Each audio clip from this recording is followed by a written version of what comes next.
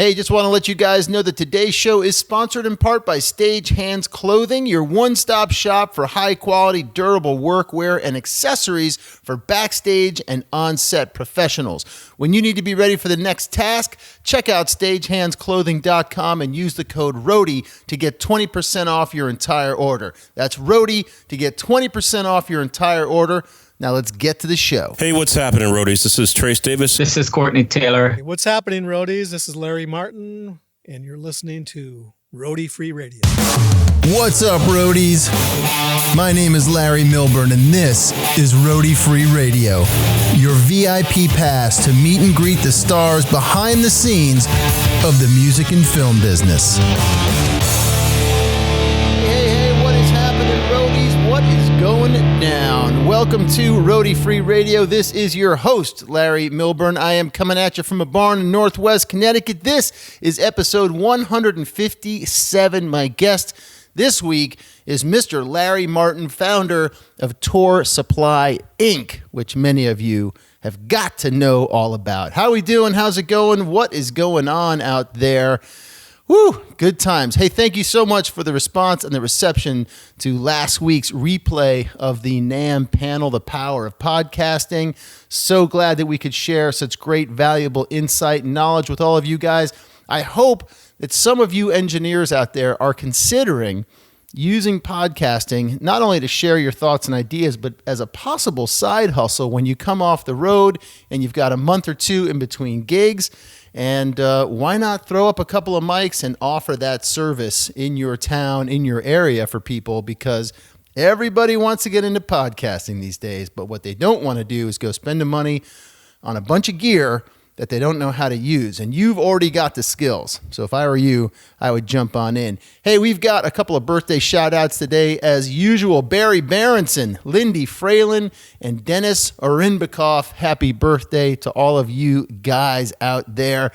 Oh man, if I missed anybody, don't hate on me. Don't hate on me. I'm only one man. Listen, a listener, Thornston Buzz, shared an article with me that came out in the Washington Post about Live Nation using independent contractors and paying them as little as $10 an hour on their crews, and the legal battles that have ensued between IATSE, who's trying to protect their workers and whatnot, and Live Nation and these little offshoot staffing companies. And it's a pretty awesome article.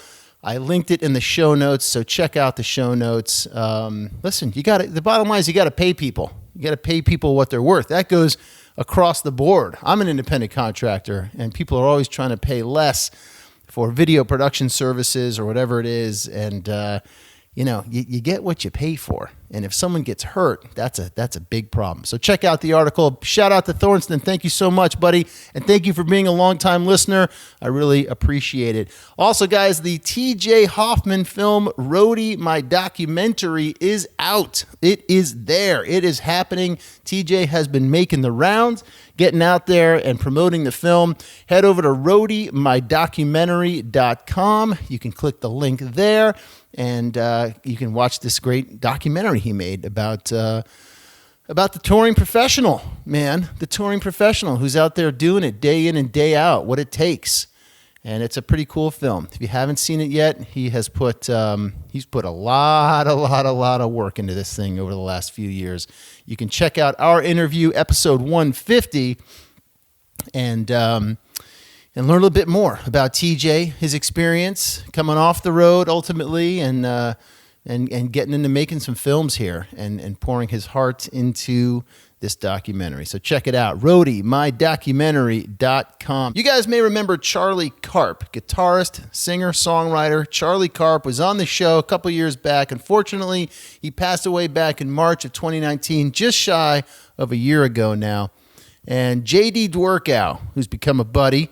I'm proud to say he's become a buddy. JD, if you're listening, I appreciate you, man. He got a little bug in my ear about a Charlie Carp Memorial Fund and documentary that's being put together.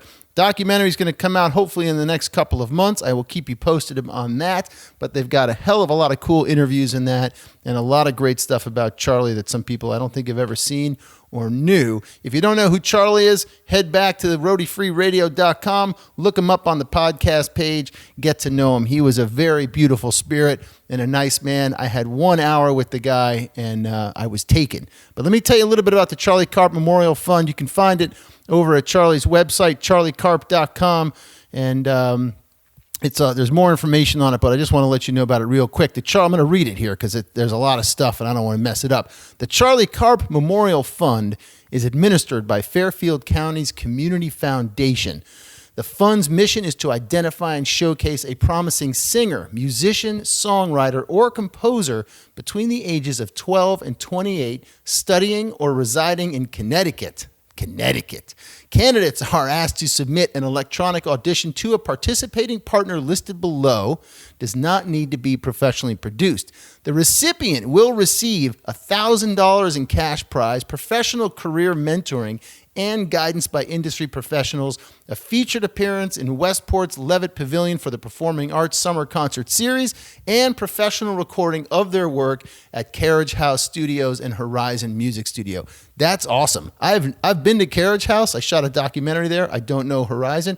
Carriage House is super cool. So Carriage House is a sponsor or a partner. Carriage House is a partner. Horizon Music's a partner. The Music Guild, the School of Rock in Fairfield, School of Rock in New Canaan.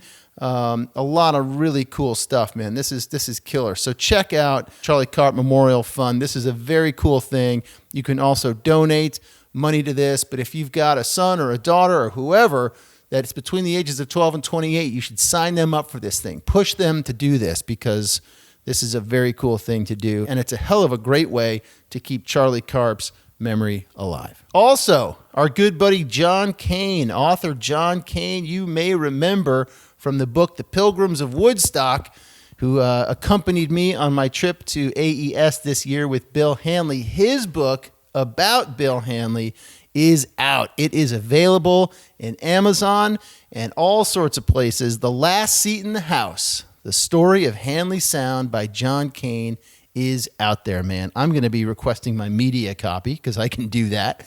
And you guys got to check it out. This is not only the story of Bill Hanley, but it also is it's a great insight into the Woodstock, the original Woodstock Festival, and what they used there. It is also a really good history about live sound, PA systems, and their transition from primitive times, man, to where we are now. So John has put a lot of work into this thing. There is a link, of course, in our show notes to pick up a copy of this book on Amazon. Head over and check it out. The Last Seat in the House, the story of Hanley Sound by John Kane.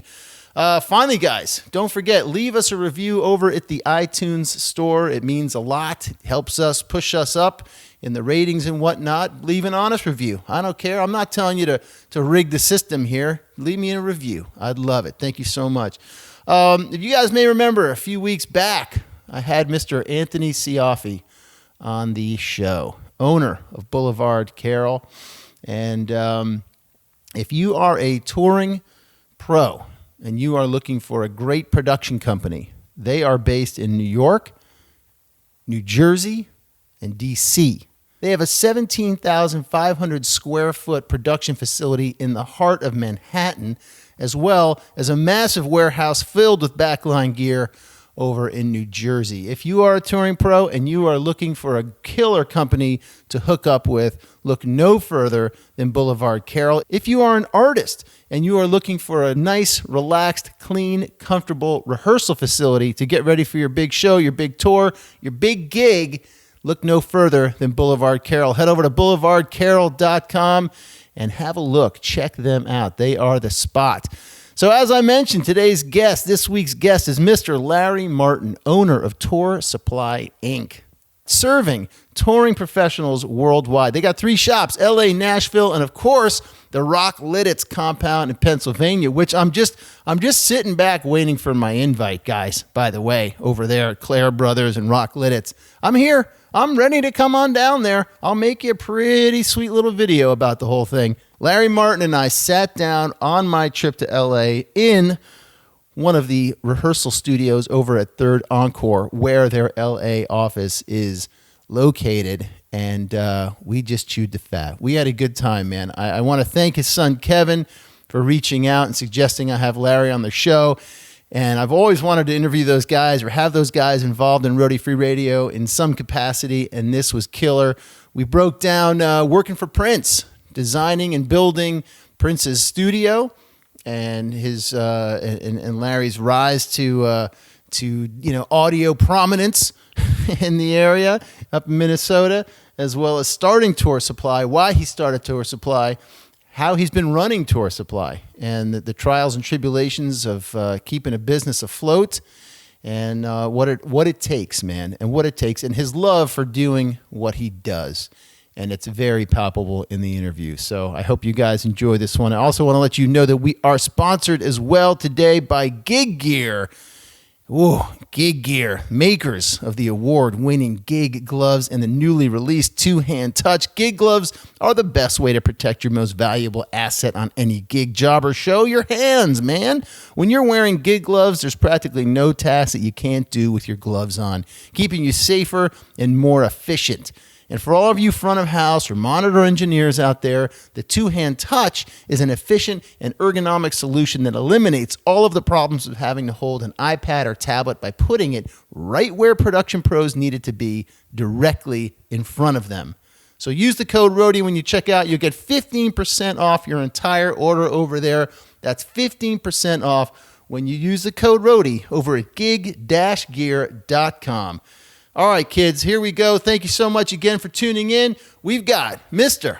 Larry Martin. Hit it. Call yourself a roadie. Call yourself a roadie. Call yourself a roadie. I did go to radio school. Did you? Where'd you go to radio school? Brown Institute. Brown Institute. Yep. Where's that? Minnesota? Minneapolis. Or Minneapolis. That's where that's where they all came from. All those news people, and yeah, they all went to. Is that what you wanted to do? Is get in a world of that? I wanted to be in the music business, and my sister was a DJ, and cool. Some of my best friends were DJs in Chicago and Minneapolis and Duluth, and yeah. And you thought that was the path? I thought that would be the path. How is your sister older? Yeah. And how long had she been a DJ for? Before I got into it? Yeah. Probably 3 or 4 years. Wow. 3 years. Did she have a good career doing it? No. No, she didn't. She enjoyed it. Yeah. She worked at like a trucker station, Okay. like in South Dakota. Yeah. And so she broadcasted all over the West. Wow. Right. Probably her signal probably went, west Right. and Midwest. And then did she get out of it totally? Yeah. She's been living in Negril, Jamaica for 40 years. Wow. Very nice. There's nothing wrong with that. Do you get down there to visit? Once. Oh, you've been down there once in 40 years? What's wrong with you? Well, you basically live in the same type of climate. I don't like, not a big fan of Jamaica. I go to Hawaii. That's your spot, Hawaii. It's 5 hours Yep. from LA. Yeah, I guess that's true. Here to LA to Jamaica, that's quite a trek. Plus it's a little more American. Right. My sister's there. It's worked out well because when they started getting on people, the locals started getting on your case. Right. I'm just down here visiting Maggie. And okay. Then they could take a couple of steps back. Everybody knows Maggie. What does she do down there? She brings tourists in. Oh, cool. And she owns a vegan restaurant. Wow. Yeah. I got to go. I'm a vegan. My whole family's vegan. Yeah, she's really big into vegan. That is too cool. The story goes about 10 years ago, she fired the cook because he cooked a chicken on one of the pans. Oh, man. So she threw away all the pans and fired him. And yeah, and then I guess some of the people wanted, I guess it went 3 or 4 days and then come on back. But right. Are you vegan also? Oh, hell no. I don't eat vegetables. What is this green stuff? No. That's not your style. Not me. No. Meat all the way. Larry, how long? Maybe some bread and maybe it's potato. Is that a vegetable? It depends how you cook it, perhaps. Maybe it's not. Wow, man. All right. So you grew up in Minnesota, Minneapolis. Yeah. Minneapolis. You have a sister. You got any other siblings? 3 other sisters. 3 of just you. Just Yeah. you's the boy. Youngest kid. Oh, my Yeah. God. Me too. I had 3 sisters. And it Oh, was it's just brutal. rough. Oh, Rough stuff. Yeah. It's brutal. whew. And anyone else in the audio world? My son is out there. Right. He's out touring with KISS. Nice. He builds the stages, and he usually works with. His main gig has really been Lenny Kravitz, Okay. building the stage and that kind of thing. And Yeah. he was out with Lady Gaga for You've got like 5 sons or something couple crazy, years. right? yeah. You're right. One works here in the shop. Well, Kevin. Kevin works here in the shop. Jeremiah is the purchasing manager. Jesse works out of the Rock Lititz office, and Micah's on tour. Unfortunately, my oldest son died of lung cancer about 10 years ago, I'm sorry, man. and he went his own way. He was into cars, so he Okay. was an auto mechanic, Yep. and And your he wife loved it. works with you guys? And too? my wife She's works for me. She does the books? She's the administrator. She's administrator. All right. Yep. Wow. But when I initially asked the question, I meant like, were your other siblings, your sisters involved in audio or anything Not like at that all. growing up? No. No. So what was your sister who was a DJ, was she your sort of musical influence person when you were growing up and started the spark, or was it, what was it growing up? Possibly. Yeah. She brought some records home that I would listen to. Yeah. Not a lot. Yeah. There was a couple of good ones. I remember, I was going to say stealing, but borrowing her Wes Montgomery albums. And Yeah. some Beatle records back when I was very young, and Clearly you are a Beatles fan. You're wearing the white sweatshirt. got the white hoodie with the Beatles, supposed to be the White Album or whatever. Yeah. Yeah. Yep. But yeah, I remember my sister bringing home some albums, Simon and Garfunkel, and okay, well, let's check this out. Yeah. But So- I was finding out my own path, what music I liked. Yeah. Back when I'm growing up. Were you also interested in playing? Was that part of your thing or no? I had a guitar, Okay. and it was a devastating thing that happened. Saved up, I think it was about a year. Saved up for about a year to get this guitar, and I think I was about 5th grade, and I was going to take it to school. So I took the guitar out. I think it was probably about 20, typical Minnesota winter day, 20 below zero. And I took the guitar out, got about 500 feet. Boing! It just snapped. Wow. And I lost it. I think I was gone. I was gone for 3 days. Oh, I couldn't go to school. right. I couldn't Wow. couldn't make it. Right. Went to talk to the teacher with my mother. We went there. Yeah, my guitar smashed, and I haven't been the same since. It was overwhelming. But I went to school the next day, and I don't think I've ever recovered. Who was the guitar hero for you at that time? Well, let's see, 67, 68, probably, Jimi Hendrix. Yeah. 12, So how old were you? 67, 68? 12 years old. 13, right? Oh, man. Good timing, good. Phenomenal timing. Yeah. Wow. But there was this show, called the Hollywood Palace. Uh-huh. Out here in LA here, and every week they would have the crazy world of Arthur Brown. It would be, doing his fire thing with his head's on fire. He's got a helmet with it. And the next week it would be Buffalo Springfield. Yeah. You'd be getting every week you'd get a new style of music, and I always look forward to that show because they were a little more diverse than Ed Sullivan was. He brought a lot of safe bands on. Right. Where I think this Hollywood Palace was a little more edgy with they must have had a different music director there at that show because they brought on some pretty hardcore. Well, it was also Hollywood, and it was 67, 68. Mm-hmm. Wow, man. Yeah. All right, so 12 years old, Minnesota, 67, and you're into the Hendrix thing. You wanted to be Jimmy. Well, the broken guitar would have worked perfectly for him. You were ahead of the curve, man. I had the guitar fixed, but the strings were like an inch off of the fretboard. Right. And for a fifth grader, sixth grader trying to play hard. I tried for years, tried to play it. Yeah. And I just could not push those damn strings down. Yeah. My buddies would have these electric, Les Paul Juniors or whatever. And Yep. oh my God, man. What the This is easy. what the hell is this? Right. Exactly. But I never took it anywhere after that. All right. So into high school, you weren't like, I'm gonna pursue this. Just kind of hanging out with bands and maybe helping out with the loadouts. Yeah. With the local bands. Yeah. What was the scene like? Late 60s, early 70s in Minnesota? Some pretty cool bands in Minneapolis in the late 60s. Let's see. The Litter. Mm-hmm. The Litter, they were pretty happening. Oh, God. What's the... Gypsy. Okay. Gypsy. They came out of Minneapolis. Uh-huh. They were... trying to think of their style. I think, one of the guys from the Eagles mentioned, whatever happened to that guy in that band, the Gypsies, in Gypsy. Huh. And unfortunately, he left us a little early. Okay. Yeah. Right.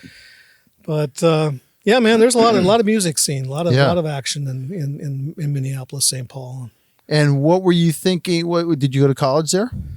I did some specialty schools for like computers and DJ school and that kind of thing. Because, yeah. And what was you wanted to be a DJ? Was that the track you thought you were going to go down, or were you sort of just trying it out? I think it was more to get my feet in the water to get into the business. Okay. So you knew you kind of wanted to be in the business somehow at that point, Yeah. something with music, but you weren't quite sure. Probably, I think I wanted to be more involved in the studios. So after I was a DJ, I played at clubs, did DJ at clubs. But I found when I went to go visit a friend of mine at this place called AVC Systems, and while I went and visited him, and I sat down, and he was on the phone. He's calling, looking for a purchasing manager. He's putting an ad in the paper while I'm sitting in front of him, and he goes, "Hold on a second," and "You know a lot about audio, right?" And I go, "Yeah, I do." He hangs up the phone. "Hey, do you want to be the purchasing manager here?" I go, "Yeah, that sounds good."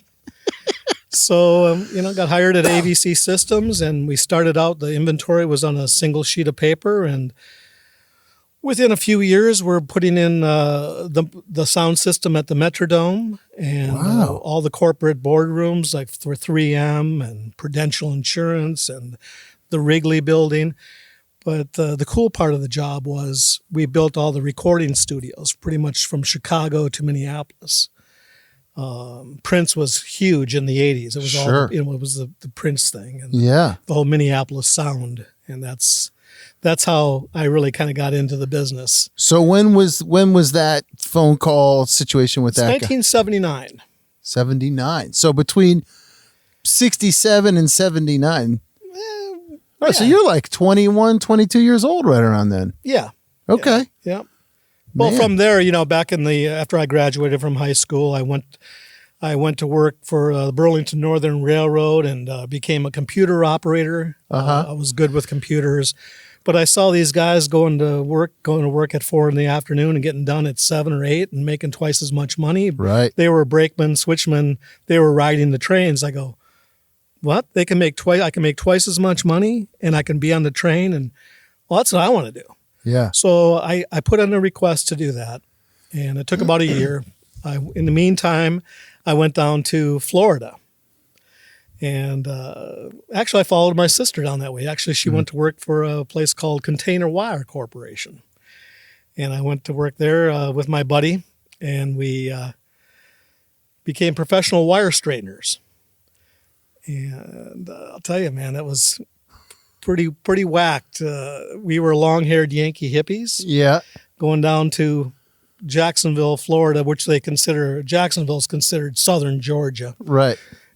And I'll tell you, man, it was pretty weird. They go, came up to a guy, the boss comes up to me and my buddy, and as long as you long-haired Yankee hippies get along with these guys so well, we're going to put you down there and we're going to something we call integration. You'll be the first white folk. Wow. What? Okay, that's fine. That's fine with me. Well, I can't believe it, but they about 4 days later, we had a black foreman. Uh-huh. Black foreman, and they came in and said, we can't have a black man bossing white folk around now, can we? I go, yeah, we can. Yes, we can. Well, no, we're gonna get Cletus. We're gonna get Cletus Hinkle down here. Wow. Okay. We weren't cool with that because Sure. my fellow employees are going to be pissed. Yeah, right. Right, exactly. So anyway, they got Cletus in there, and I don't think Cletus liked us too much. Wow. He came up to us. I don't know which ones he used. I like better. Whatever, Cletus. Right. So I guess we hung around Container Wire Corporation for another month or two, and then we went and got another gig down in Jacksonville as laborers. Wow. And we worked too fast. You Yankees, you work too fast. Slow down. And well, they got upset with us one day, and they said, we're gonna give you a couple of jackhammers, and you're gonna tear out this sidewalk. Oh, cool. I've never worked on a jackhammer. So they give us this jackhammer. It's about 12 inches, little jackhammer, mini. Yeah. Well, this ought to take us about 2 weeks. Well, that's the idea. Wow. The real jackhammer would take a day. Right, of course. So the plan going down south was just work, just be young kids and just go work, figure it out. Yep. All right. We got out of that, went back. I said, let's get out of here. I've had enough. Go back north. Let's go back to Minnesota. Yeah. And the railroad job opened up. I was a brakeman, switchman. Wow. Which was it's a pretty cool job, but back, this isn't before cell phones, so you're on call. Okay. And if you miss calls, you go lower on the call list. Right. It was tough. You'd make a date with some pretty girl and Right. Friday night, and Martin, we need you down here at Union Yards, and you got to call up the date, and I got to go to work, and don't be calling me back. This probably has happened 2 or 3 times. Right. Of course. Oh my God, man. But I liked working for the railroad. It was kind of fun, but very, very dangerous. So Absolutely. I had a couple of close calls, but the last one was too close. I was in between 2 boxcars buckling up the air hoses. Yeah. And they dropped about, I don't know how many cars. Must have been 20 or 30 boxcars. And it didn't go kung, kung, kung. It just went kaboom. Right. And I think I felt the hand of the Lord pull me out grab my back of my neck, and the energies pulled me out of there. And I walked up to the engineer, and he goes, "You look like a ghost." And I go, "Yeah, I'm going home." He goes, "I don't blame you." That was it. Damn. Never went back. Wow. And at that point, that's when you then started working for this company. Well, I became a DJ. Okay. At a club. Okay. And then I was looking to make more, get more money. Yeah. So So this DJ thing's going to be a little easier. It was fun. New girls, it was fun, but no one's dropping box cars on you. Yeah. Oh my God. So man. the DJ thing moved on, and I went to work for AVC, and it was always like I told my old boss the other day, John Borman. He's still in the business. I said, a good day with you, John, was getting out of there in 12 hours.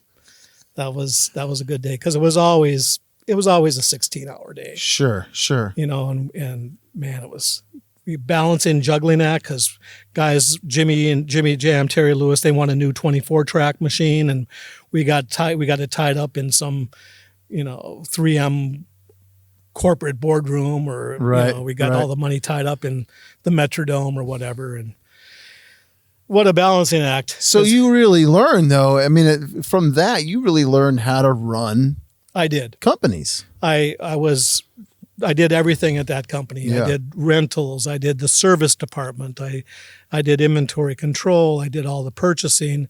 I approved all the invoices. So yeah, it was. I learned a lot. Did you spend time on the road? No, but I did work for. I also worked for the local 13, IATSE. Okay. Local 13. Right. So I did tell the boss, I'm working. When I did get those calls to the loadouts or the load-ins, right. I would tell John, hey, no, I'm going to go do the Frank Sinatra concert tonight. No, not going to be here. Did you do that because you wanted to be around live music, or was it because you just liked the experience of doing those things, or what? Music, like being around the music, and it was good money. Right. The union gigs are good. Yeah. But you had a nice job building sound studios and recording studios and all that kind of stuff. That wasn't enough, though. It didn't put you still quite around the music. No, it was, and I also, some of the guys I worked with at AVC were also in the union. Right. So it was, the hang. Yeah. The hang. I mean, in a way to say free shows. I hate, I don't. Yeah. It's, what time do I need it? You're going to do the loadout. What time do I need to be there? You need to be there at 10. I'll be there at 8. Right. Just to be safe, I'm going to get there early. Right. Just to make sure everything's okay. Yeah. Nice. And how long did you do that for? Until I moved out to LA. And I guess that would be 2002. Wow. Yeah. I mean, I should say that's with the union job. Okay. It's always on call. Right. So I worked for AVC Systems from 79 to 89. And then they got bought by a video company. And the video people and audio people didn't really mix. Yeah. So that lasted about a year. Okay. And the audio guys went on and they started their own companies. And then so they got all the lines. The video company bought the AVC company to get all the lines. Right. The Soundcrafts and the Lexicons and the TC Electronics and on and on and on. And they ended up not getting them. They got them at first, but they went away after about a year. A bit, yeah. So then I went to work for a Guitar Center for 1 year. And what were you doing at Guitar Center? Sales for Pro Audio. Okay. And I worked there for a year, and they hired a guy, or they had a guy and they made him the manager. And I went into the office and I said, listen, you told me, or Richie told me that whoever does the most sales is going to be promoted. I think you're going to find out about this guy. And what do you mean? I'm not going to say, but I think you're going to find out. Anyway, they found out and the guy did jail time. Oh man! I said, I don't really know for sure, but I don't really think this guy's legit. Right. But I don't have the proof, so I can't really say. But something's not right. You'll see, and I was right. Yeah. Damn. So how long? So Guitar Center was a year. 1 year. I left on my 1 year. Went to work for. Took my knowledge over to Torp's Music Center and started a little thing called Torp's Tour Supply. Torp's Music Center was the first Fender dealer in Minnesota. Okay. Well established, 2 stores, and one in St. Paul, one in Minneapolis. Well established music company. But I ran this little tour supply company out of this little music store on St. Paul, and so this is 1990s? 1990, 91. Okay. Yeah. And would that be the genesis for Tour Supply? Yeah, that was the genesis of Tour Supply. And so at that point, like, what was your plan for? What were you servicing? Who were you servicing? Well, on my way home, I would always stop and bring over and show people, front house engineers, real-time analyzers, or show the guitar techs the new wireless stuff that's out. And I was actually doing that at AVC Systems. I was actually stopping on at like 8 o'clock at night and showing these guys the new wireless. That would be too late. Probably, yeah. We would be dropping this stuff off and showing it to them. Yeah. Wireless systems, real-time analyzers. So that's how I got to know these people. I was going to say, so you always had a connection with folks sort of behind the scenes of that. It wasn't always because I was selling just to the front of house. Back in those days, we were actually selling to the sound companies. Okay. They weren't set up for dealers back in those days. Right. We were selling to DB Sound and Showco and Claire Brothers and those kind of those kind of companies. So that's where that network. That's how I got in. Yeah. So out there at Torps, and people would be calling, and if I need to drop some names, I mean, it was kind of funny. Some gangbanger would be at the counter looking to get looking for a piano string for the tattoo, and I'd be on hold with Pierre from the Stones or whatever, and I got that guy getting mad at me because I'm hold on, I'll be with you in a minute. Right. I got the Stones on the line. They want some new wireless. But after I get done with Pierre, I'd go over to the guy at the counter, and he'd, yeah, man, I need a piano string. And I go, no, I think you need a guitar string, right?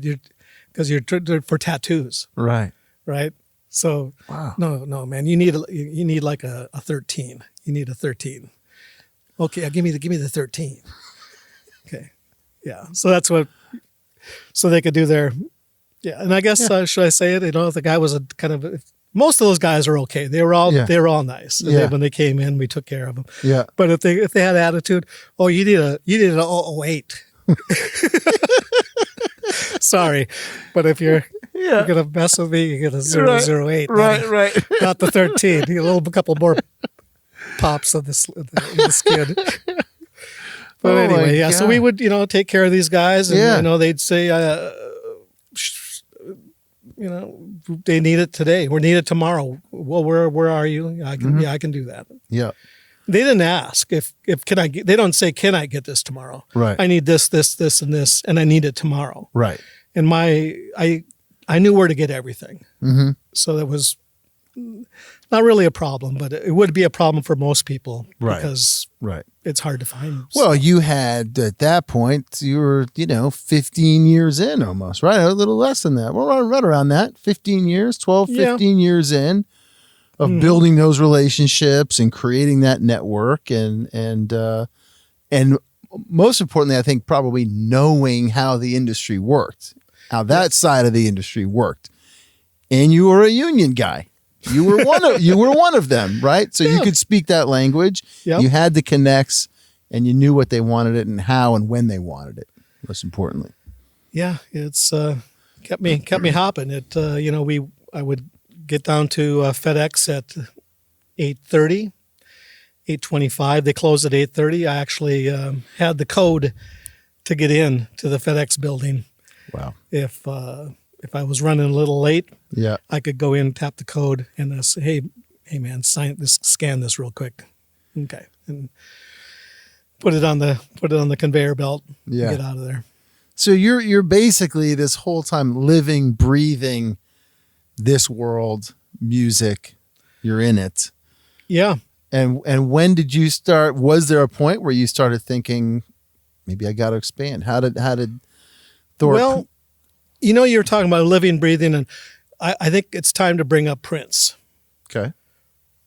ABC built a wired at Paisley Park. We did all that. So I'm going back a little bit. Yeah. I have this long history with Prince. Let's go back that far. When I was DJing, the manager, his I don't even think it was his manager. I think it was the guy that recorded his record. Came over, hey, will you play this? I go, well, listen, man, I like to hear it before I. So after your break, when you get your break, come out and listen. So I got it. We'll play the cassette in the car. Okay, cool. So we get in there. P is in the back seat. Yeah, I'll play that. Thank you. And so, what were the songs? You remember? I think it was. God, was it? No, I don't want to because I think I know what it is, but I think I might be wrong. I think it was Soft and Wet. Okay. But I'm not sure. Okay. But let's move. So we build ABC builds Paisley. I start dealing with working at Torps, and I start dealing with all the guitar techs and the production managers and the drum techs and the front of house engineers. There was a revolving door at Paisley Park. So this is the pinnacle. All of those guys, hey, I understand you can get me anything I need. I need an Alesis data disc. Well, when do you need it? Tonight? Okay, I'll be out there at 10. I'll see you at 10. Next week, Hey man, I'm not with Prince anymore. I'm out with U2. But I you know that thing you got me? I'm going to be in Lincoln, Nebraska. Can you give me that data disc in Lincoln tomorrow? Yes. And that was the deal. So it was all these guitar techs, production managers at the revolving door, and I met them all, and they liked the business, they liked the service because, yeah, man, I'll be out there at midnight, or I'll be out there after, I can. So again, living and breathing this. Exactly. Right. Yep. Wow. Yeah. Did it feel like work, or did it just feel it was like this is what I do? Passion is what I do. I think this is what I do. Yeah. I don't know anything else. This is it. This Yeah. is, and I had the cell phone, which these guys could call me at after 8:00 or right. Anytime. And yeah. I would get those calls at 4 a.m. I'm in Paris. Where's my package? Well, let me find out. And I'll tell you that one. It was the band Garbage. Mm-hmm. And they want it says signature required. And so they what? And he goes, what? They want the band to sign it? Well, I think. And he goes, no, I know what this is. They want Shirley to sign the package. They want Shirley to sign for the package. Like, just send it to some more neutral country or whatever, because they were gonna be in the Eastern Bloc countries for a little bit after Paris. Yeah, so just resend that thing. Because I said signature required, and it's the band is like the band Garbage production. Right. So they didn't. Yeah, whatever. That is funny, man. But it was like one of those 4 a.m. calls. So I imagine you got to know Prince pretty well, and the facility pretty well. Let's put it this way: Prince knew who I was, and yes, I'm very familiar with the facility. I never talked to Prince, but we sat next to each other many times. Mm. There was one time at the Glam Slam, his club in Minneapolis, Glam Slam, and the crew told me, "Hey, I need you to drop something off, whatever." So I went over there. The band's rehearsing without Prince. Right, this is the band's up on the stage at the club, 4 p.m, and I'm sitting there in the club by myself, and I'm sitting at this table, and all of a sudden the crew guys are, Larry, get up here, quick, get up here. What? Get up! Prince is sitting right next to me. I mean, the place is empty, right? It's like he's sitting right next. I didn't know he was even there. And I get up to the stage. You can't sit next to him. I go, well, I didn't even know he was there. Wow. What do you mean you know? He was sitting next to me. I said, I didn't know he was there. He sat next to me, and I don't even know how long he was even there. Well, you can't sit next to him. I don't want to sit next. Yeah, right. Right. That wasn't my call. Yeah, I'm just here to do my thing. I'm just waiting for you guys. Yeah. But that was kind of funny. But yeah, there's a few times like that. I'm like, I'll tell you the Takumi. I bring something to Takumi, one of the this guitar tech. Yeah. Who Takumi did have the record. I think it was 9 years. He was his tech. Wow. Amazing. What was the average? 6 months. 6 months. Jesus. Maybe a year. That might have been average. Okay. 6 months. But I'm sitting there and he talking with Takumi, and quick, go hide behind those stacks. What? I'm 50. Right. Go hide behind that stack right now. Why? The boss is coming. Quick. Okay. I go duck behind some Marshall stacks. I mean, come on. I've been dealing with this dude for forever. Right. But do you remember working on his studio? Yeah. I remember. I remember having to get stuff, and we need this stuff tomorrow. Did you help design, or were you more supplying? No, I was just involved with making sure that they got all that product. Okay. I didn't go out pull wire. Okay. No, I just made sure that the wire was there to pull. Right. Yeah. And and the new products and whatever else that they needed. But yeah, they wired that place. Do you remember having an impression of, of them designing and building it like, wow, this is going to be different and unbelievable? Yeah. Absolutely. Yeah. And it was, and it is, it still is. Yeah. Yeah, It's I bet. amazing I heard facility. some crazy story. We don't have to stay on Prince too much longer, but I heard some story about him once that every day, no matter where he is, he records a song. Have you ever heard anything like I that? haven't heard that, but I wouldn't doubt it. I'm Okay. or working on a recording, right? Well, Or- working on it, yeah, but like every day he completed a song, no matter where he was, and was able to record it. So there was I this haven't crazy heard that. backlog. I don't know who the hell I heard that from. I heard that years ago. I thought, well, that's pretty ambitious. well, pretty and good. you know, if we can finish up with the Prince thing with the fifth Beatle, so to speak. That would be Magoo, James McGregor. He's out. He tours with Beyonce and pretty much all the giant R&B acts. And he was a friend of Prince growing up, and I believe he gave Magoo his parents' house back in the 90s or something. But he was the guy that would tell the new guitar tech or tell the production manager or tell the keyboard tech or whatever, where can I get this from? Just call this guy. He'll get it for you. He'll make it happen. Yeah. So we got to bring up the fifth Beatle of the fifth tour supply guy or whatever. Right. And Magoo was that guy. And we still see each other, still talk and still hang out. That's awesome. Yeah.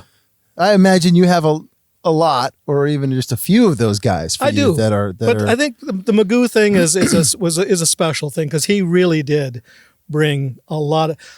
I guess the other one would have been George Webb with Pearl Jam back in the early 90s because Pearl Jam was touring so much. Oh yeah, nonstop. I think nonstop for 3 years. Yeah, and then they took a little bit of a break, but where did you get your stuff? Where did you get that Sony wireless? Where did you get where do you get your gear? Right. And being out on the road, and they were just out there and telling people, just call Larry.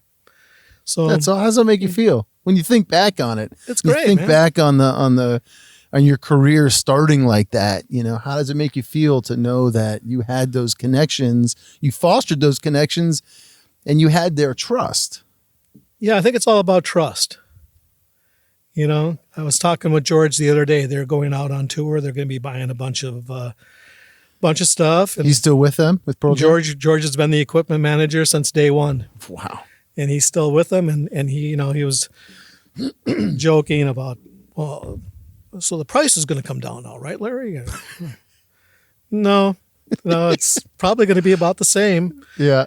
And I'm just messing with you. And yeah. So yeah, I still have I still have a lot of great relationships with my road crew friends. And I bet. yeah, it makes it fun to go to work. Right. Right. Every day is basically different. Yeah. New challenges arise. Get to see people that I work with that I've known probably for 20 or 30 years. I get to see them and they come in and get to catch up. And what prompted the move to LA? Yeah. Snow, cold. Check this out. So 25 below zero, typical Minnesota winter day. Winston, the guy that owns Third Encore here, you guys are sending packages here almost every day. Why don't you open up a shop here? Okay. My wife and I and the kids were out here in less than a month. Wow. Sold the house. Now, when is that? How January of 2002. So I should say spring of 2002. I'm not sure the month. All right. Now, we may have jumped around, and I apologize for not knowing the specifics ahead of time. But, so 2002, are you already tour supply? 1998 was tour supply. I broke away from Torps. Okay. Broke away from Torps and just started tour supply. Tour supply. With the goal of servicing the touring professional out there, just like you do now. Mm-hmm. Yep. And you open an office? Yeah, out of my friend's house. That was, these things just kind of seem to just, I don't know, they fall into place. Yeah. I am in my car and I am going up to talk to my business partner at the time. And because John pulls up in his car. Hey, Larry, what are you doing? So I'm going to go talk to my buddy here about starting a business. Do you need some money? Well, Probably. Right. Well, come and see me after your meeting. Okay. And so we went and had the meeting with my partner, and went over and saw John afterwards. And well, we could work out of your house here. Yeah, I'm here by myself. I got this big house. You can do it out right here. Well, that sounds good. Let's do it. And he was the first investor. Here's my American Express card. Just pay it off every month. Okay. Jesus. And he wants to. He is a blues guy.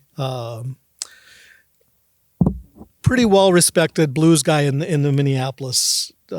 Cooker John, he goes by, in the Minneapolis, St. Paul, Twin Cities blues scene. Okay. He's well respected in that community.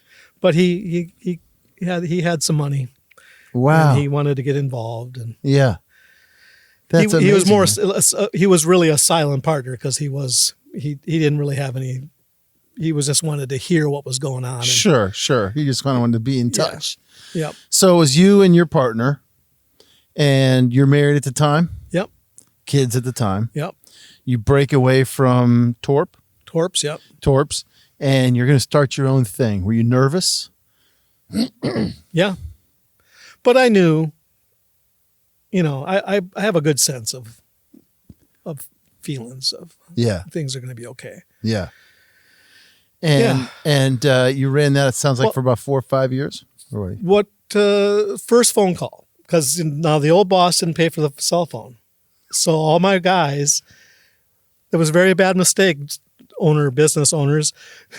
But all my contacts had my cell phone number. So the first call I got was from the Neil Young Crazy Horse camp. Yeah.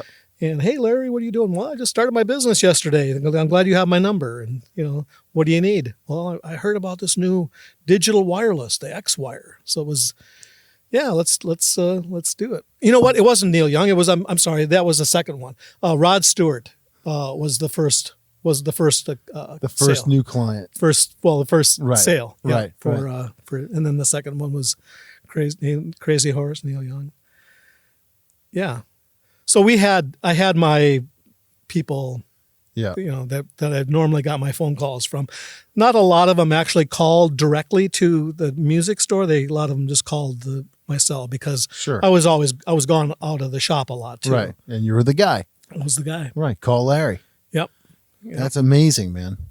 So I kind of scattered all over. I'm not sure where it was. So where are we at here we're about 2000. Well, we jump back to the start of it, and then you get a call around 2002. Yeah, for the third Encore, and we started out similar thing would happen with John's place. It didn't take much to sell your wife and kids on let's go out to California. No, because we were thinking about moving someplace warm anyway because it was 10 years, no snow, bitter cold. Yeah. In the wintertime, October to May. Yeah. That's what we're dealing with in New England right now. It's like 1 or 2 snowstorms, and the rest is like freezing rain and super cold. Yeah, that's it. It's like no fun. No fun. Yeah, and it's brown, no snow. It looks gross. And yep.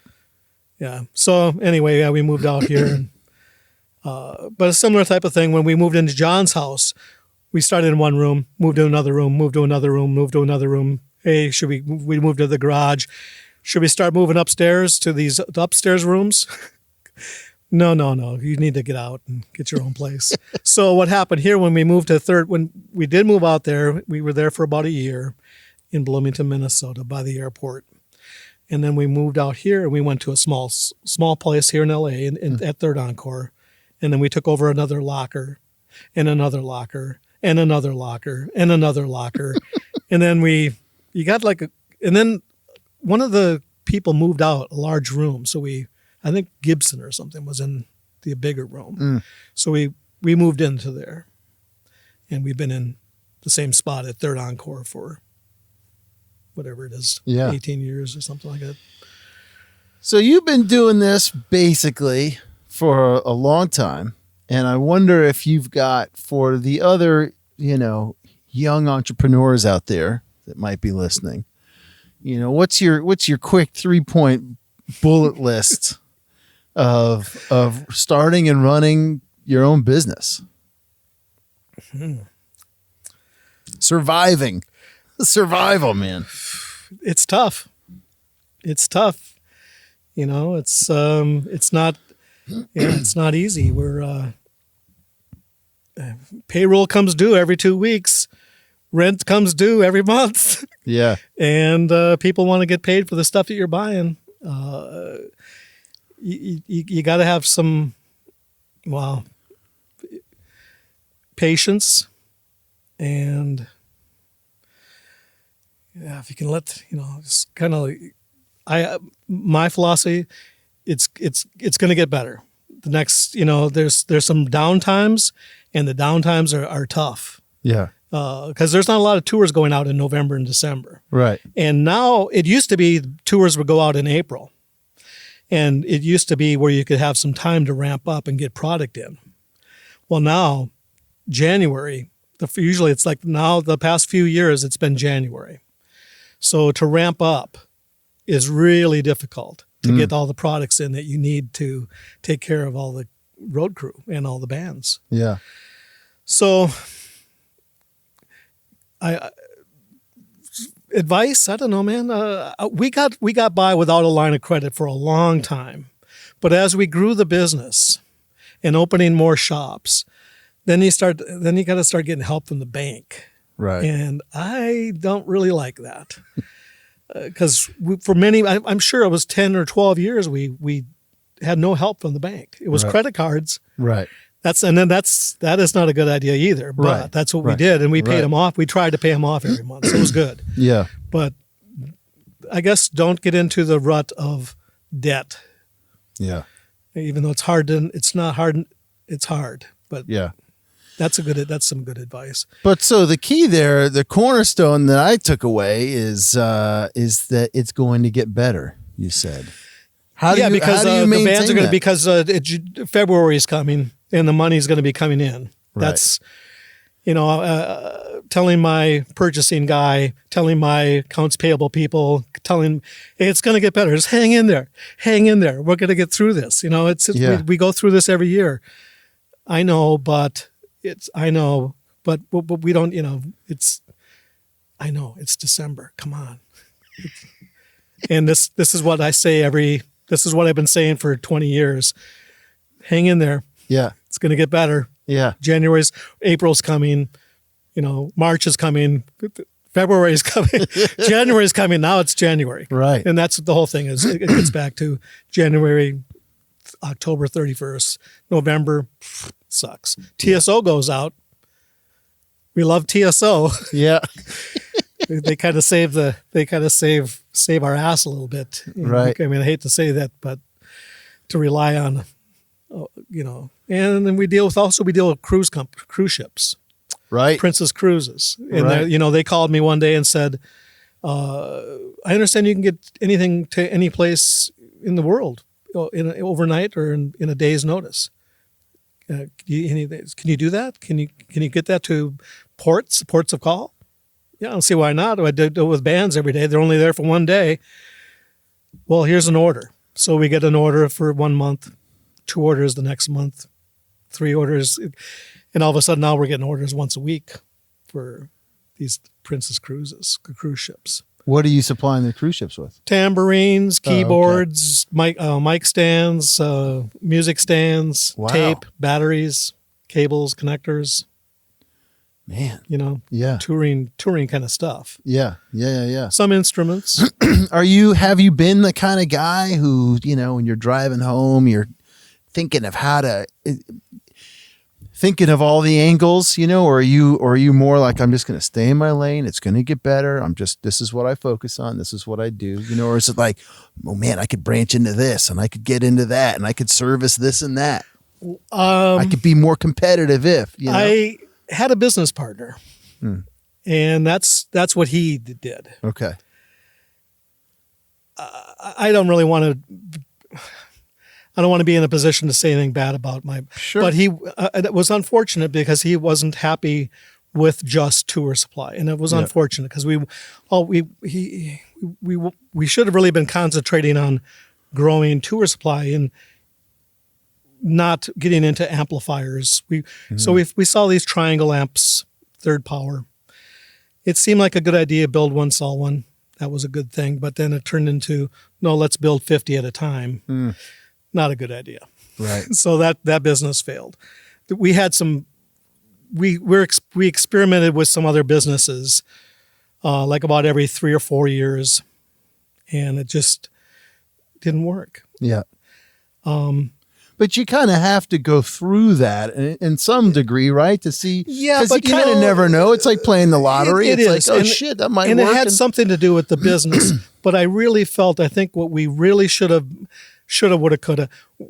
I really think the emphasis or the concentration should have been on tour supply, maybe with more of the e-commerce stuff, building, getting more involved with the websites, the Right. e-commerce, and those kind of things should have been taken priority. Yeah. So the last thing he did was the install business. He wanted to get into the install business. Yeah. And I go, no, I did that. Yeah. No, I don't want to ever do that again. Right. I'm very proud of the work I did. Yeah. But You don't want to go damn, man, no, I did Right. that. back. Yeah. No, I found a cool niche. I found this niche Yeah. that I like. I said, Lance, you take that. Mm-hmm. I'll take tour supply. I'll pay you off whatever whatever Right. needs to be done. Right. But you take that and run with it, because it sounds like you really enjoy that. Yeah. So I've done it. You go do it. Were you again, back to sort of the what type of entrepreneur you've been? Were you accepting of the new technology of e-commerce as it came, of websites, and you know what I mean? As the business landscape shifted, right? Not Yeah, just we the have rock been and roll involved with business, that. but like, were you like one of those guys who's like, technology? No, not at all. No. But unfortunately, we got into it we got into it 20 years ago, right away. Yeah. When we started the company. Yeah. Unfortunately, we haven't had the monies to grow it. Yeah. And that's It's always that catch-22, right? right. And unfortunately, we were investing into other things. Yeah. Which no. But yes, I've always been about that. But it needs to be. We need to modernize our website. I guess it seems to be doing okay. Yeah. But that's it. It's just kind of okay. And I think that it's easy enough for the people that we are dealing with. I mean, we're not really open. We're not really dealing with the consumers, the general Sure. public. So the production managers or the production assistants want to buy some gaff tape online. Boom, clickety click. There it is. Right. Or it seems like people still like to call Tour Supply. You say that with sort of a look. I'll tell you why. I'll say that because I think it's a business that they want to hear us say. They want to hear us say, yeah, no problem. Let's say they're replacing a wireless, and the artist talks to the guitar tech. Hey, do you got that new You got that new belt pack? Is my belt pack coming? Yeah. And yep. I talked to or they don't want to say I'm waiting for an email. No, I talked to Larry or I talked to Alan. I talked to Kevin at Tour coming. Supply. It's coming. It'll be here tomorrow. They want to tell the boss that. I talked to them. It's coming. They don't want to hear, I'm waiting for an email Right. or something like But that. but when you said they still like to call, it seemed like you were like maybe a little blessing and a curse. I think it's a blessing because yeah, it sounds like a blessing. I mean, we are phone. It's. I think it's going to go away in 2020. I think it's going to start less phone calls, more emails, more e-commerce. okay, because you are going to consciously push it there, or because that's where you feel it's going. I've noticed more younger production assistants. Okay. I've actually been in the production office. I'm calling them right now. Clickety click. They're not calling them, but they're calling them. They're Right. clickety-clicketing them. Yeah. It's not, yeah, Right. hey, Larry, I need this. It's, yeah. So that is what the newer people, the younger production assistants are Yeah. doing. Yeah. I think the production managers are still calling Tour Supply. The guitar techs are still calling, but for the expendables, the production assistants that do that job are probably leaning more to doing it online. Yeah. And I like the phone call thing. Sure. Yeah. I like the phone call thing. I mean, I think in a lot of ways that's a generational thing, these days. I mean, I deal with a lot of younger, camera people, whatever as well. And there's no phone calls, but there's something about the call. I mean, you've got to feel really good, Larry, that you've built that kind of reputation of, yeah, we can get it to you. And these are the guys to call. And the confidence that it gives the touring professional out there to tell their artist, yeah, it's coming. Bellpack will be here tomorrow. Yeah. We've had a couple of save the show moments. Sure. I'm proud of the fact that we saved a Rolling Stone show. This was in the 90s. I got a call from Pierre, who I mentioned earlier, and hey man, I need 12 dual receivers and 20 packs. When? Today. Where are you? I'm in Chicago. The rack just fell off the back of the truck. And back in those days, the circuit board was hardwired to the output of the output jack. Yeah. And so all these Sony wireless broke. All the circuit boards broke off. So I just told Pierre, listen, man, I'm going to put these on a plane, and you'll have them in a few hours, and have your runner over at O'Hare. Have your runner leave now, and have them picked up at O'Hare, and they'll be there. And I saw Pierre about 3 days later in Madison, Wisconsin, and he came up and said, "You saved the show." I go, "Yeah, right. No, seriously." And like stern, "You saved the show." Oh, so I was on their good side for many years, and I still am. Yeah. It's I was talking with their production manager the other day, and I actually told him, I said, "Did you ever hear that story?" I said, "We still love you, Larry. My reputation's still good out there." I just haven't saved the show with the wireless thing, but that we took that information with the circuit boards hardwired. We took that information and told Sony, and we told Shure, and we told Audio Technica, you guys can't do this. You got to do this. You got to put like a wire it, have the cables or the wire come from the board to the circuit board, from the circuit board to the output. Right. Have wires and don't have it connected because it's just not right. And they've all done that. That was a long time ago. Sort of a standard thing. It's a standard thing now, but so we have the manufacturers do listen to us. That's which fantastic. It's a nice thing. Yeah, of course. Well, it's nice you've got both sides. You get to play both sides. Manufacturers, dealers, right? And then the folks using it. Yeah. I was thinking about wireless for a moment, and I was the guy out there selling in-ear monitors back in the 90s. And talk about getting crap from artists. Yeah. Holy smokes. Why in the fuck would I want ear monitors? I got wedges. Well, it would save your hearing. Right. I don't, this guy's using them. He's got them. Well, let me hear it. Let me see what this is about. Yeah. And there's this one guy. Should I mention? So, Brian from AC/DC. Yeah. Well, I'll use one.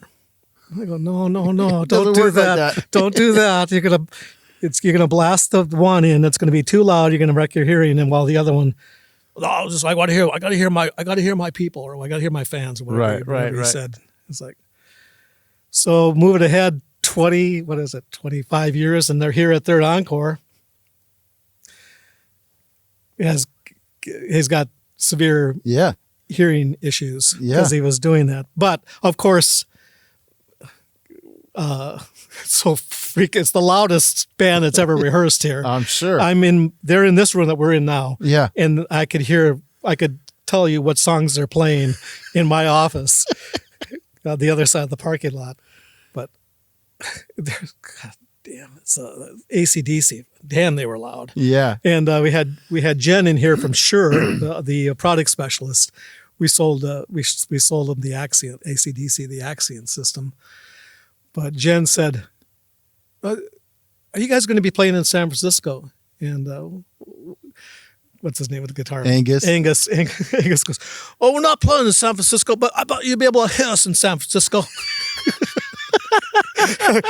And I think he was right. I'm shaking my head. Yep. Because I walk in here, my ear's going. It's crackling. Right. My God. Yeah. What's your style of music that you gravitate toward? What's your thing? I guess it would be like hard rock. Hard rock. Yeah. Yeah. Like Foo Fighters. Yeah. I don't know. I like all kinds. I'm very diverse in my music. Who's come through here that you're like, oh shit, I gotta pop in and see those guys? Do you get starstruck, awestruck? I'm a fan of I'm a fan of Paul McCartney. Yeah. They call up. Sid, here's I'll tell you a quick one. I'll try to be quick. Sid, the famous Sid Price, yeah, famous guitar tech. He was Peter Green's tech back in Fleetwood Mac back in the 60s. Been in Pink Floyd. He's with everybody, right? Yeah. So Sid calls. "Oh, Larry, we're going to be down in San Diego for a week. You and your wife should come down and visit and hang out for a while." Very proper, The next day, "Got any rooms up there?" "Who's this?" "This is Sid." Doesn't sound British at all. Just, right. "Got any rooms there?" Guess Maka wants to rehearse. He's he doesn't want to go 10 days without rehearsing. Right. Yeah, we got rooms. We got a room. Well, you call this number. So he calls it. They call. And, "Oh, Larry, they keep talking about the new room." And is that the same? Is that in the same facility? And, yeah, it's the 10909, like the Beatles song. And I actually texted it to him, and he called back. He said, "I was standing next to Maka, and I showed him that text. He goes, 'Oh, we'll have to play that one. Yeah, we'll rehearse there.'" And so they came in and they loved the facility. They were able to. Well, Paul was able to pull in, is in his Corvette, and pull in and close the garage door. Right. And he got out and went right into the room. The trucks are able to pull in and stay here, and they don't have to go off site and pay a truck driver to watch it or someone to watch the trucks. Right. So they were pleased about that, and they were pleased that after they got done that the buses were there, and so that was cool. That sounds very cool. That Paul McCartney got to rehearse. But it's so cool. The Who were here, and all my heroes from growing up. Sure. It's just kind of neat. How long's Third Encore been here? I think it started in the late 70s by the band the Eagles. This is where they did their third encore. Wow. That's how they got the name. So they would fly in here because we're right next to the Burbank Airport, right? So they get done with their show, and they'd fly here and get here midnight or 1 o'clock, and party here after the show. This is wow. Yeah. I was telling your son out there, and people are listening to this are going to be like, "What an asshole!" But in the 15 years I was out here, I never knew about Third Encore. And when I made my short film, Roadie, I did it across the airport over there at Center Staging. Mm-hmm.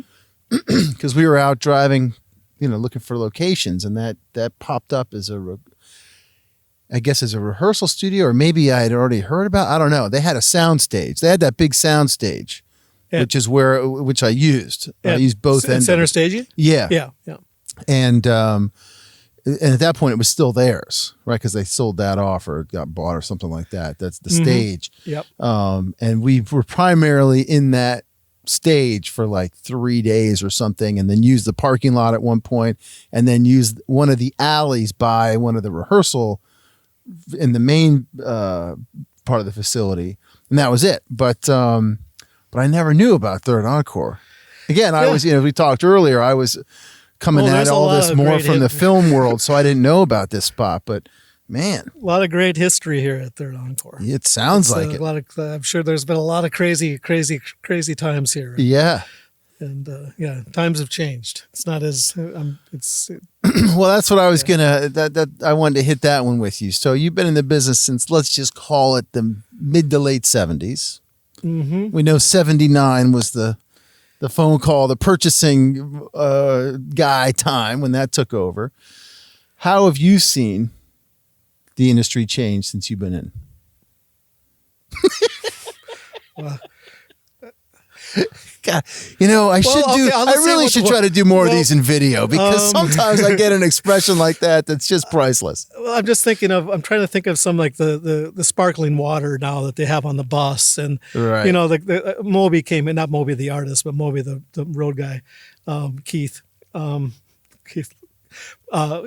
So time to get on the tour bus now. It's it's the sparkling water and Right. he was trying to be so much different than it used to be Right. even just 10 years ago. It's Do you feel like it's changed a lot in 10 years? yeah. Yeah. I've heard stories. No more beer on the bus. What? I've been with this band for 30 years. There's beer and pizza every night on the bus. That's Right. what we do. Yeah. No more beer. Okay. I mean, it's there's a lot of that. Right. I think that I'm hearing more of that kind of thing than because it used to be all anything goes. Right. Right. I hate to be the guy that says that, but I think it was like Sure. Yeah. yeah. Don't ask me to tell you stories. No. The bus is a lot different than it used to be. Yeah. Right. And Right. sure. Okay. All right. Well, I think anybody that's listening can use their imagination course, and imagine of what course. they know what they know Yeah. what I guess I wasn't asking so much on the touring side as I was asking on the business side for you. I see. How have you seen things change? Well, I don't see a lot of spares for the spares anymore. People used to buy, spares for their spares. Now they're not even buying spares. And I don't know if that's such a good idea. Right. Yes, I can get you product and get it, if your wireless does go down, I can get that out. But, it depends on what time of day. If you're calling me after 8 o'clock, I can't really do that. Get it to you the next day. Right. So spares for your spares. More business wise, I think I've started to notice that the manufacturers are starting to give things away again. They want to hang with the big boys too. I think some manufacturer said that we want to hang with the big boys too. Listen, man, I'm just trying to take care of these guys. I know how to take care of these guys. When they say they want it Tuesday, they don't mean next Tuesday. They mean tomorrow, Tuesday. Right. And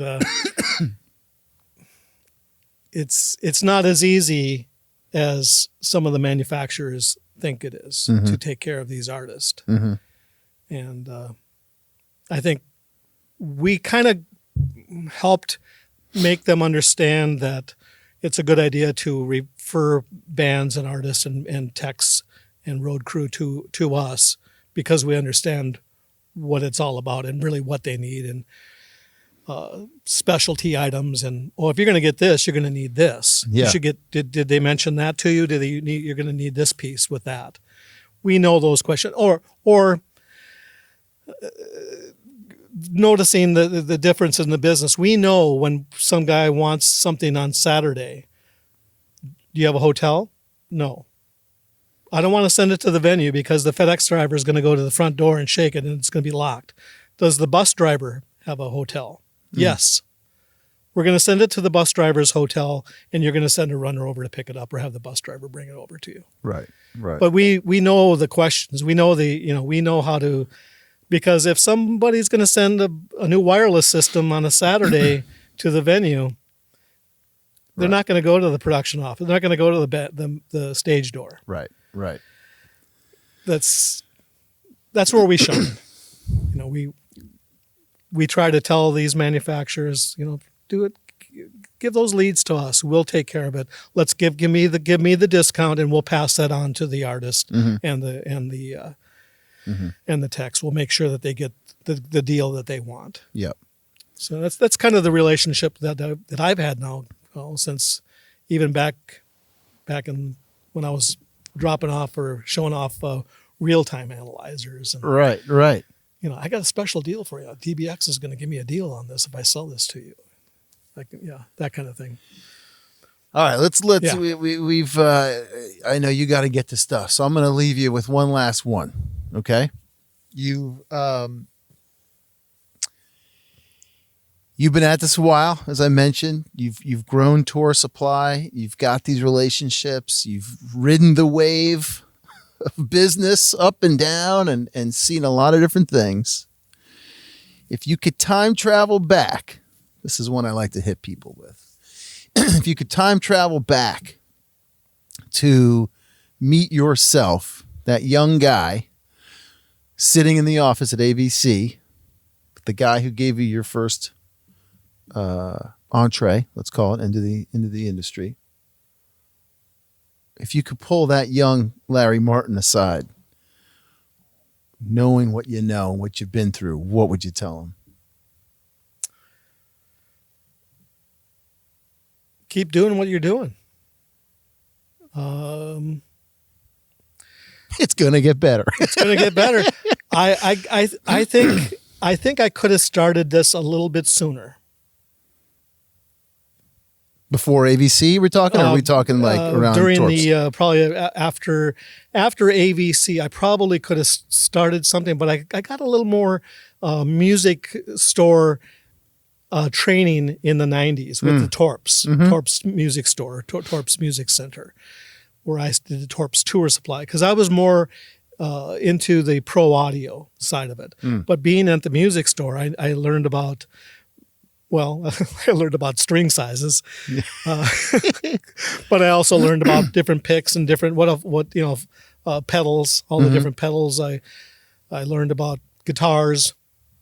In fact, I was one of the biggest Fender dealers in the Midwest. I sold tons of Fender, sold tons of Gibsons.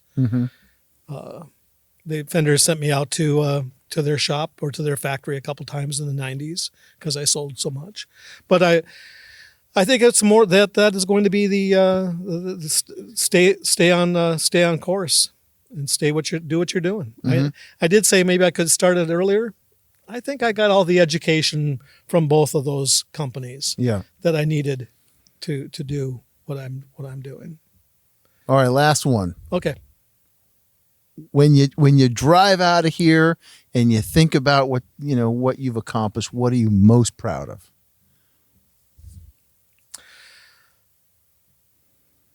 Being able to say that I did what I wanted to do as all my life. This is what I wanted to do, and I've been working hard to make it happen.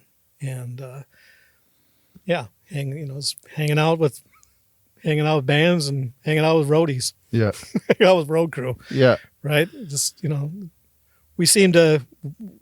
I seem to get along with musician types, and I seem to get along with road crew guys. I don't know, and women, road crew women. Yeah.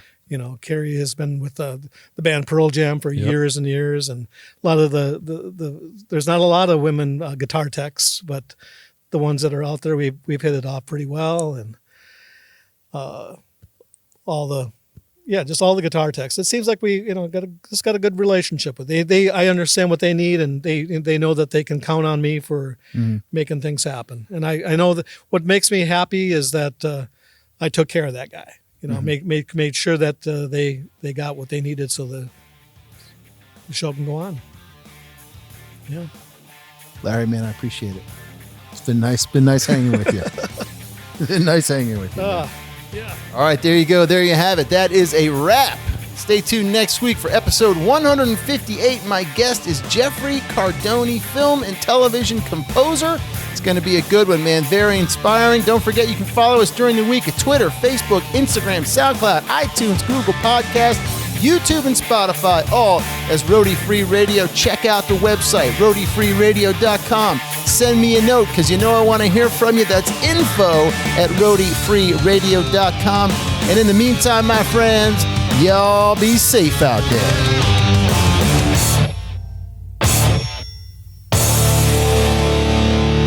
No roadies, no rock and roll.